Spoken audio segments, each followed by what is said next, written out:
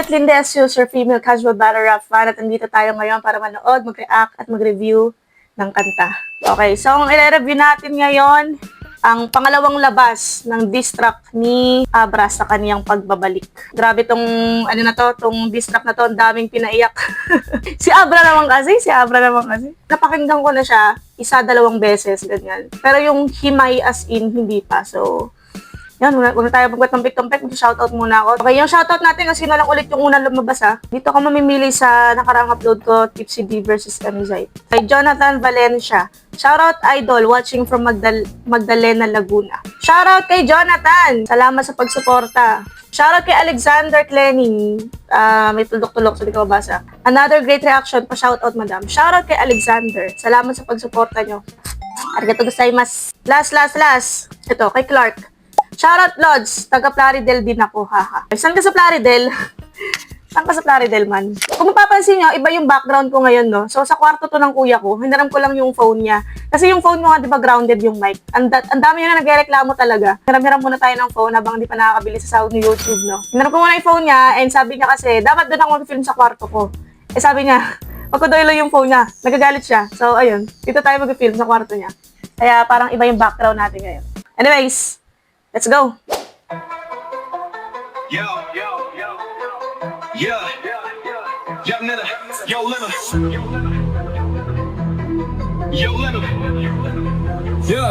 yo, Webber, this ain't a game, you stepped in flames. Putang ina, sino to? You dissed the kings, but you're a pawn, a race like echoes in. Ay, pukay ng ina mo ka. Sabi ko, Abra, mais this. Okay. Sagot kay ano. Ay, interesting to Pwede rin natin to yung i-reaction video yung sagot. Teka lang, umaya ka na. Sigurado SB19 fan to. Yung kay Abra, wala akong paki sa'yo. Wait lang. Ito. Yo! Dogs G! Sino to? Putang ina ng mga to. Sino ba itong mga to? Parang kaya... Di ko kayo kilala. Idol Abra! Alis ka na, huwag ka na dito. Ang inang... ang inang flow yan. Alis ka na. Tayo na dito. Wait lang, okay, Kalma. Wait lang. Yung kay Abra, hinahanap ko lang pa sa inyo. Ito ba yun? Response na naman ito Naghahanap ako ng lyrics nung kay Abra. Ito yun. Yun na ba agad umpisa nun? Wait lang, pakinggan muna natin itong official audio. Gusto ko kasi may lyrics talaga Baka may lyrics na sa description. Tingnan natin. Nauso lang naman ang salita ang hibang nung nakilala ang makatang hibang. Wait lang. Sige, balik natin sa Ito na lang para may lyrics. Nauso lang naman ang salita ang hibang. Game. Nauso lang naman ang... Okay, game. Ito yun ang hinahanap ko. Let's go. Nauso lang naman ang salita ang hibang nung nakilala ang makatang hibang. Nauso lang naman ang salitang hibang nung nakilala ang makatang hibang. Ang salitang hibang. Ang makatang hibang. Okay? Si Abra, makatang hibang. Ginagamit pa nga ng ilan para lang ang dragon maparinggan. Sino yung dragon na tinutukoy dito? Ngayon, ginagamit pa nga ng ilan para lang ang dragon maparinggan. May tinutukoy siguro sa dragon. Balik. Nauso lang naman ang salita ang hibang nung nakilala ang makatang hibang. Ngayon ginagamit pa nga ng ilan para lang ang dragon maparinggan. Alam mo naman sila'y mga hirang, tingin lang yan makabasag pinggan. Wala akong magawa ngayong araw kaya kayo na lang aking pagtitripan. Brak kamakailan, naalala ko lang. Teka mali, kanina lang pala, tanginang yan. Pasensya na kasi lakas ng amats ko. Sa kagustuhan man umbalik bago magpasko. Ilang taon nagpahinga, di ba't patas to? Nakapag-ipon na ba kayo? May palasyo kasi nga... Wait lang. Multi lahat yun, Ay na. Nawala. Ganyan ako. Pag nawala na sa paningin ko, nakakalimutan ko na. Pero multi lahat yun. Balik natin. Nauso lang naman ang salita. Sobra. Alam naman sila'y mga hirang, tingin lang yan makabasag pingmats ko. Sa kagustuhan man umbalik bago magpasko. Ilang taon nagpahinga, di ba't patas to? Nakapag-ipon na ba kayo? May palasyo. Kasi nga abras ba? Appear this, appear. Abra, kadabra, isahirain sa'kin mga unggoy na may saging apil. Tinan mo tae ko may gininto ang mais sa mil. Kain sa akin mga unggoy na may saging apil. Kain sa akin mga unggoy na may saging apil. Sino totoo kaya dito, unggoy? Tignan mo tae ko, may gininto ang mais sa mil. Ito yata yung kay Ismail na sinasabi nila, no? Gininto ang mais sa mil. Ismil. Gininto ang mais. Itong unggoy na may saging apil. Wala akong mahugot na word. Pero, may kinukulap din ata siya dito. Unggoy na may saging. Pero ito siguro yun sa mil. Ano yan? Si Ismail to. Gininto ang mais. Nakapag-ipon na ba kayo? May palasyo kasi nga abras ba? Appear, disappear. Abra, kadabra. Isahira isakin mga unggoy na may saging apil. Tinan mo tae ko may gininto ang mais sa mil. Chill ha, chill. I ain't hating, I'm just tripping. Kinda feeling myself right now. Am I the villain? If I were you, hell no, fuck no. Who am I kidding? I'm the true hero and the pharaoh in this building. Woo! Fuck a head honcho. Wait lang. Search natin yun yung ano. Alam ko kasi sa Bible term yun eh. Pharaoh. The royal palace in ancient Egypt, the word came to be used metonymic Egyptian king. Pero alam ko sa Bible ko nabasa ito eh. Ano kasi sa Tagalog to? Wait lang. Kasi alam ko nabasa ko to sa Tagalog Bible eh. In Tagalog. Paraon. Ayun. Paraon. Oh, yun nga. Paraon. Alam ko ka mahahari yan yung mga paraon. Hari yan, paraon. Hari ng Egypt. Correct me if I'm wrong pero parang, alam ko talaga yun, nagbabasa pa ako ng Bible way back. Right now, am I the villain? If I were you, hell no, fuck no. Who am I kidding? I'm the true hero and the pharaoh in Yun. this building. I'm the true hero. The pharaoh. Siya ang tunay na paraon ng building na to. Kasi ngayon paraon, makahari yun. Okay, let's go. So, fuck a head honcho. I'm the real mogul. This is Head how honcho. Wait lang. right now, am I Search the natin yun. villain? If I were Head honcho. Di ko alam yan. Search natin. Head honcho. Head honcho is an informal term for someone who is in charge or has the most authority. Kumbaga, may authority. Head, ulo. Ulo ng something, ulo ng ano. Itong mogul. Search natin meaning nito. Mogul. Okay, a mogul person. A mogul is a person who possesses a great deal of power, influence, or wealth. So fuck the head honcho. So, fuck yung may mga katungkulan. Parang ganun. I'm the real mogul. Hindi ko alam kung tama yung pagkakapronounce ko, pero ang ibig sabihin, siya yung totoong nagpo-possess ng tunay na power, influensya, yan, and shit. Okay. Parang kay Vitrum, no? Fuck the gods. Parang ganun. Ako yung tunay na magaling. Parang ganun, no? Fuck the head, honcho. Fuck lahat ng, fuck yung mga may katungkulan, yung mga ulo and what. Ako yung totoong may power. Parang ganun. Okay. real mogul, this is how you do code switching, take notes bro. Solo vocal local and I'm local. New age. Woo! Sarap sa tenga nun! So, the vocal local, and I'm low. Putang, sarap sa tenga. Ulit. Pharaoh in this building, so fuck a head honcho. I'm the real mogul. This is how you do code switching. Take notes, bro. Solo vocal local, and I'm local. New age Hermes, Neo, Quetzalcoatl. Kamakailan, naalala ko lang, teka mali, na pala, tangin lang yan. Mais. Siguro, ito ang hindi ko bakit mais yung title? Mais, corny? Yun siguro, corny. Corny nyo, parang gano'n. Mais, kala mo ginto. Ito parang, hindi ko alam kung wordplay na ba ito sa gento. Gento. Diba, mais, ginto. O baka naman mais. Kala mo ginto. O baka naman mais. Kunyelo, sa malamig. Ay, sino yan? Kilala ko yan. Sa malamig. Si Shay ata yun. Si Shay. May kanta kasi si Shay na sa malamig, di ba? Sa malamig. May kantang ganun si ano eh. Yan na, kinall-out na si Shay.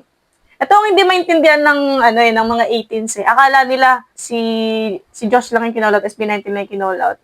Ano yung special? Ang daming tinamaan dito. Kahit yung una niyang distract, ang dami niyang kinall-out, hindi lang isa, hindi dalawa. Dito din. Akala nila talagang specially made for Josh to, no? Ito, pati si Shay yung na nasa rap battle, na nasa mundo ng hip-hop, kinall-out din. Tuloy natin. Mais, mais, mais, kala mo ginto o baka naman mais kunyelo sa malamig, kunwari pang hindi sa cover art ng Cosmic nakapeg ang kanyang bagong hit and miss. Panong karibal ng multis ko yung stilong Marites, please. Ulit. Kunyelo sa malamig, kunwari pang hindi sa cover art ng Cosmic nakapeg ang kanyang bagong hit and miss. Panong karibal ng multis ko yung stilong Marites. Paanong karibal ng multis ka? Paanong karibal ng multis ko yung estilong Marites? Paanong karibal ng multis ko? Mga chismis na. Yes, please, bitches, beware. You choose to scare, give you goosebumps in a manner so devil may care. Year of the dragon, the man of the year. Parang flip-top at TikTok, shit's everywhere. Mas okay na mais sa tae kaysa... Can I just say, gusto ko yung boses ni Abra dito na parang medyo husky-husky. Pakinggan niyo ulit. To scare, give you goosebumps in a Parang manner so husky. devil may care. Year of the dragon, the man of the year. Parang flip-top at TikTok, shit's everywhere. Mas okay na mais sa tae kaysa tae sa mais, mga bros. Mas okay na mais sa tae kesa tae sa mais. Mas okay na mais sa tae. Wait lang. Hindi ko na paano to explain eh. Pero nasa utak ko siya eh. Wait lang po. Hindi ko na paano ko explain. Mas okay nang may mais sa tae. Hindi ko alam paano ko explain. Pero nasa utak ko siya. Hindi ko mapiga. Parang siguro parang yin and yang. Yin and yang yung naiisip ko. Parang, di ba yung yin and yang, black na merong white and white na merong black. Parang sinasabi niya, mas okay na may black yung white kaysa may black yung... Alam mo, gets mo? May magandang meaning to eh. Metaphor to eh.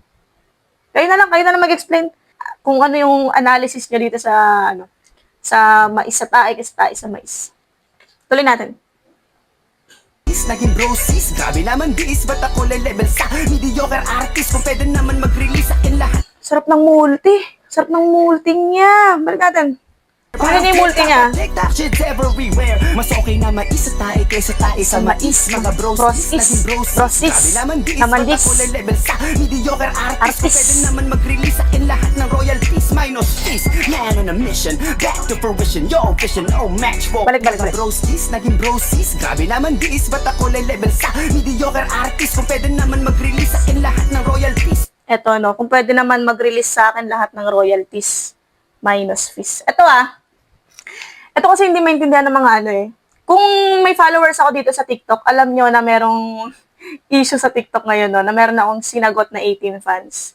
Tapos, parang sinasabi kasi nila na si Abra kaya lang naman daw ng call out. Kaya lang naman daw kinall out ang SB19 dahil ang SB19 ay relevant at parang naghahanap lang siya ng ingay. Alam mo yun, gustong umuso ulit, kaya ang tinitira is yung mga sikat. Sa sinabi nila na yon na si Abra is laos na nga lang daw, doon ko na-realize na tayo palang mga hip-hop, wala tayong concept ng laos.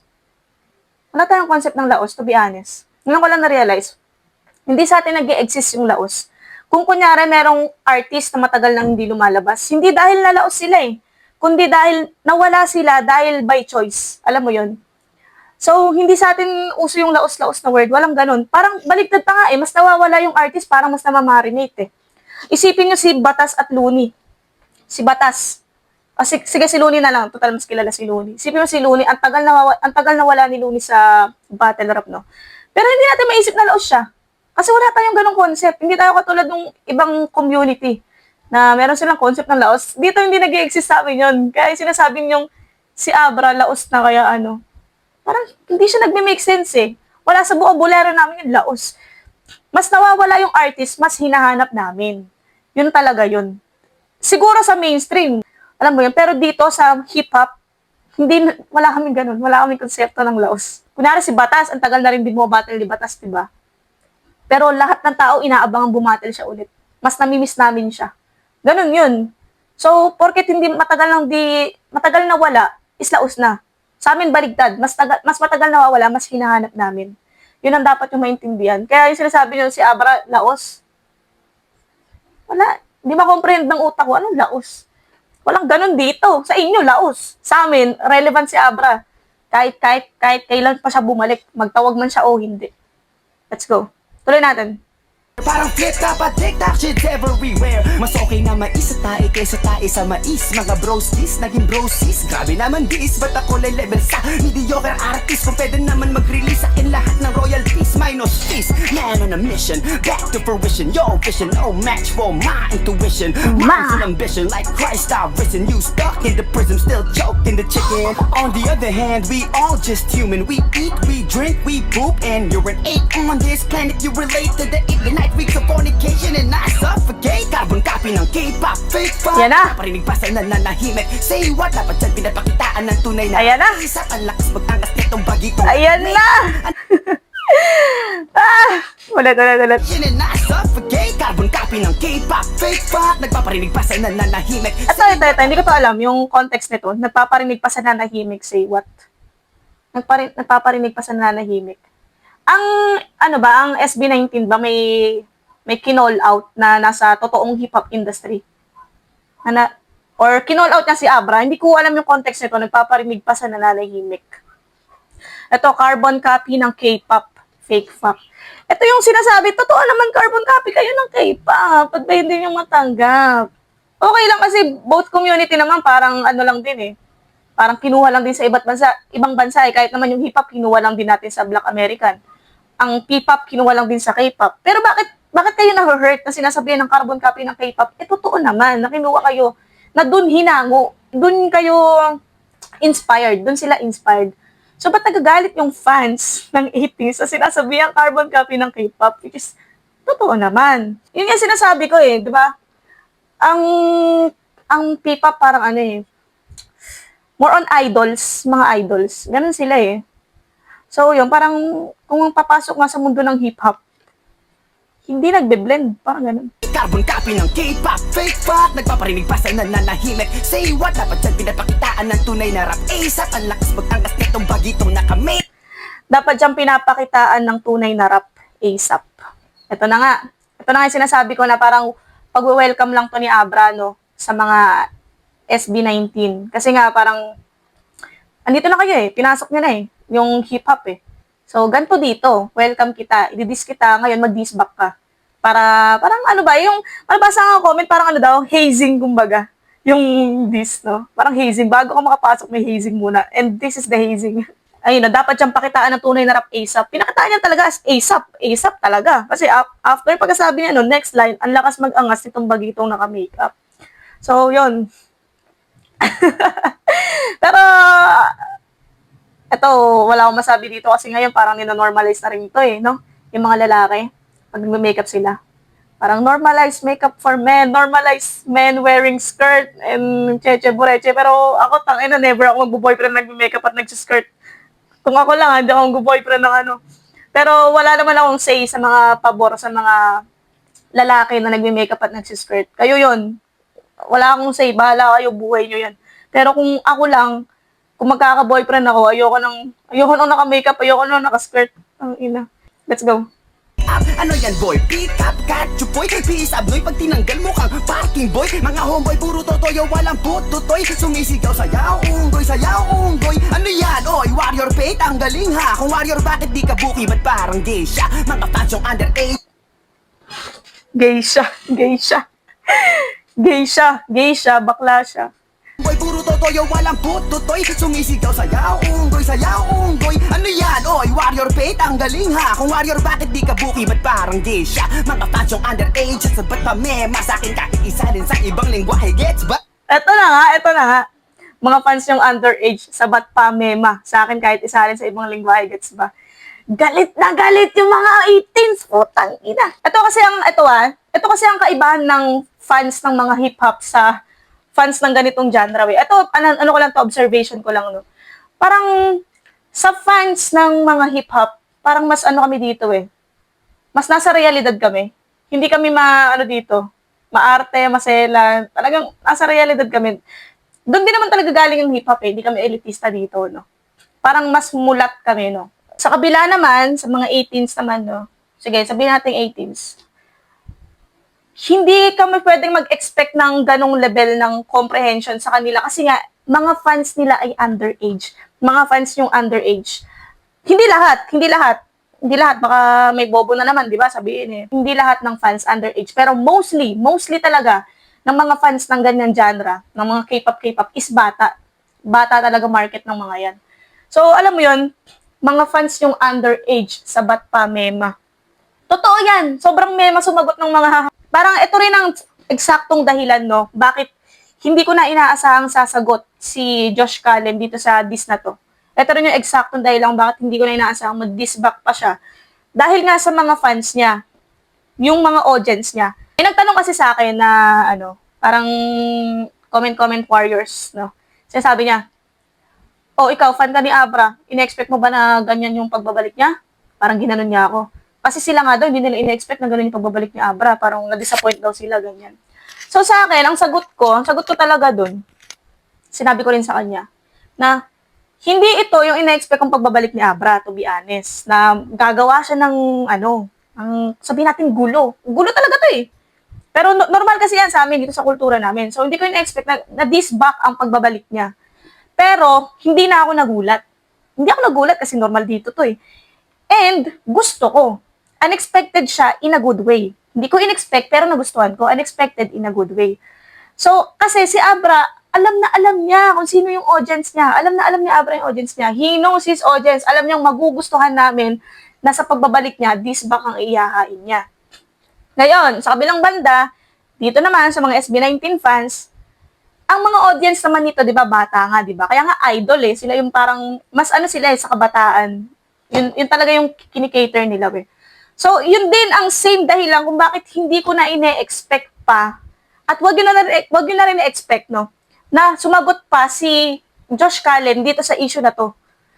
Dahil ang mga market nga niya, ang mga nanonood sa kanya, bata eh. So, alam mo yun, so kung sasagot siya ng this back, hindi mako-comprehend ng mga underage, na laro lang yun.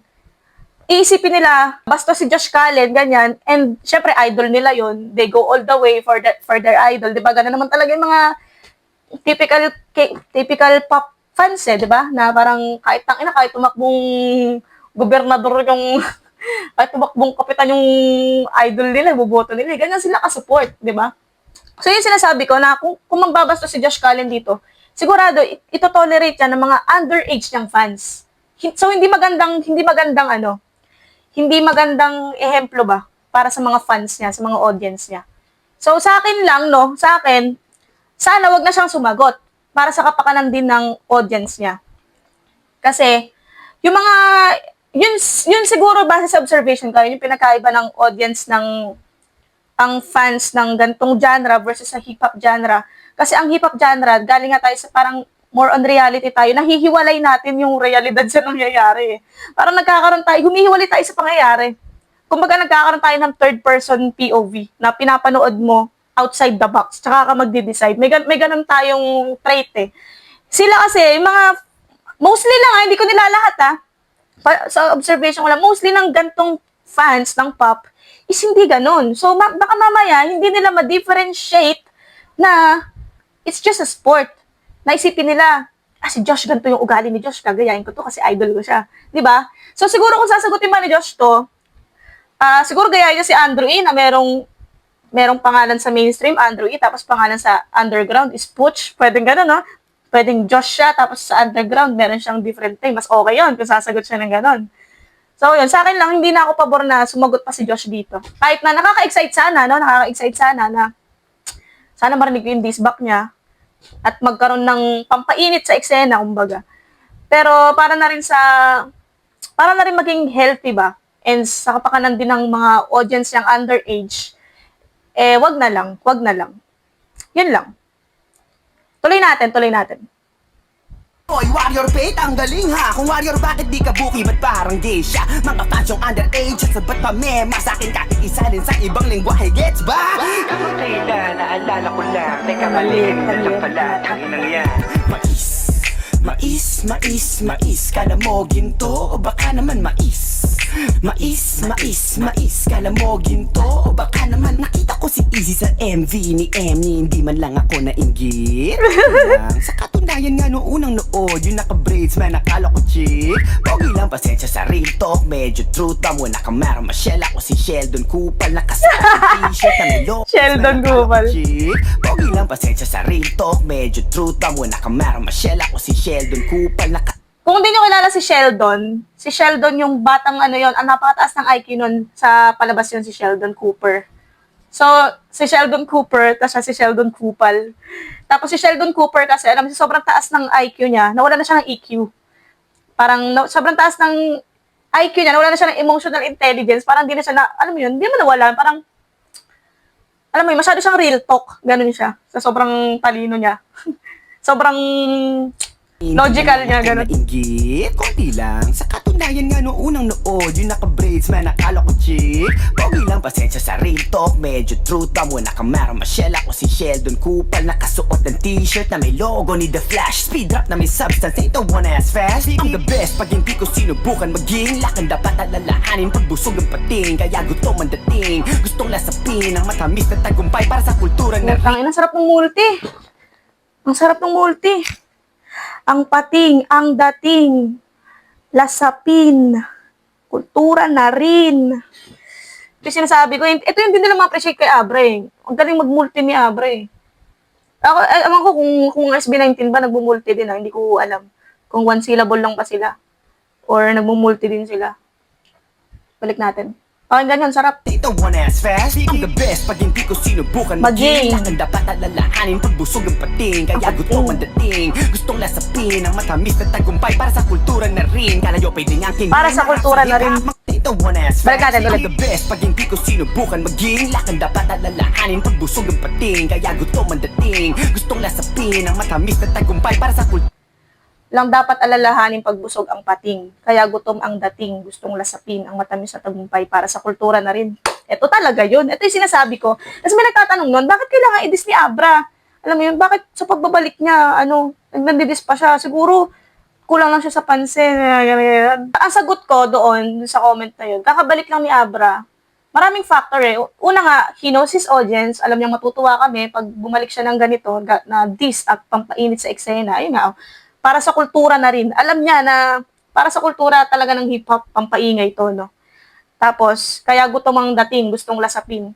So, pagbalik niya, parang tornado, ang dami niyang dinamay. Dami niyang dinamay. Mzite, AE, Dunggalo, XB, Ismail, marami siyang dinamay. So, parang ano yun, gutom na gutom nga siya, no? Parang nagutom siya. Gusto niyang bumalik at i-exhibit pa yung skills niya ba sa pagsusulat, no? Siya na pala mismo nagsabi dito na kaya siya bumalik, gutom, and para sa kultura. na rin. Kala nyo pwede niyang kininang rap sa hip-hop mga tol. Aabutin nyo kay Hendrix, shake, rattle and roll. Kala nyo pwedeng angkinin ng rap sa hip-hop, mga tol. Aabutin nyo kay Hendrix, shake, rattle and roll. Oo, no, kasi parang yung rap nilalagay sa pop. Parang ganon? Ganon ba? Nilalagay sa pop genre. Ano, tuloy natin. Pulupok kita ng kultura namin pinuputak. Para lang sa di nakakaalam yung Hendrix, totoong pangalan ni Abra yun. Balik natin. Yung pating, kaya gutom ang dating. Gustong lasapin ang matamis na tagumpay para sa kultura na rin. Kala nyo pwede niyang kininang rap sa hip-hop mga tol. Aabutin nyo kay Hendrix, shake, rattle and roll. Pulupok kita ng kultura namin pinuputak. Mga bubuyog din may kasalanan, hindi tinutukan kaya tutukan natin. Reagan sa bungo, buksan ang mga utak. Game plan sa bugto. Balik natin yung sa last. Pulupok yung pating, kaya Sa hindi binantayan. Gustong lasapin ang matamis. Ito one as Ay, sobrang- Kala nyo pwede nga kininang rap sa hip-hop mga tol. Aabutin nyo kay Hendrix, shake, rattle and roll. Pulupok kita ng kultura namin pinuputak. Pulo pukyutan ng kultura namin, pinuputok. Mga bubuyog din may kasalanan, hindi tinutukan Anong meaning dito? Pulo pukyutan ang kultura namin, pinuputok. So marami nagpapasukan na na hindi magets, ganun, mga bubuyog. Ito hindi ko magets yung mga bubuyog din may kasalanan. Itong pulo pukyutan ng kultura namin, pinuputok. Gets ko, pinapasok ng mga, parang, alam mo yon, ng mga wala namang alam. Pero itong mga bubuyog din may kasalanan. Sinong bubuyog yung tinutukoy? Hindi tinutukan Tuloy natin. Mga bubuyog din may kasalanan, hindi tinutukan kaya tutukan natin. Reagan sa bungo, buksan ang mga utak. Game plan sa bugto. Tapos na?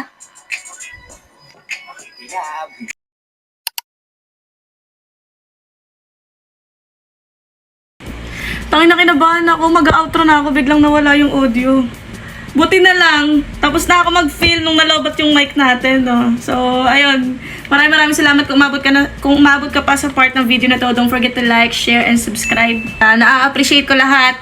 ng mga nakaka-appreciate sa akin. Yun talaga yun. Maraming salamat sa inyo. And 3K subscribers na tayo. Sana magkaroon ako ng pambiling phone para di ako nanghihiram. So, yun. Thank you. Peace out.